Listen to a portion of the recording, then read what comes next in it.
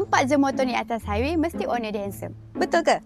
Betul lah. Ini dia Kiwi Cafe Racer 152. Motor ni didatangkan dengan 149cc. Lepas tu motor ni horsepower dia adalah 11. Lepas tu motor ni dia punya Newton meter of torque adalah 11.1. Lepas tu motor ni pula dia tak ada laju mana. Sebabkan dia agak berat. So kelajuan dia dalam 120 sahaja. Ada lagi tak? Itu je lah.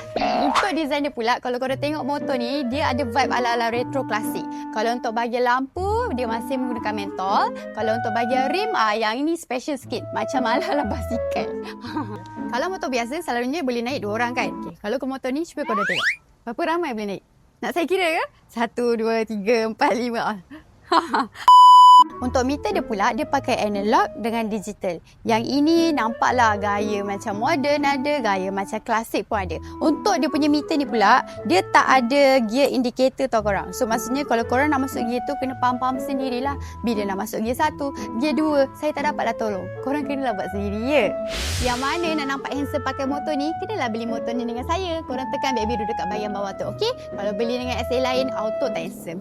So korang kena share, komen dengan like. Nanti kita review motor lain pula. Okey? Jumpa lagi. Bye-bye.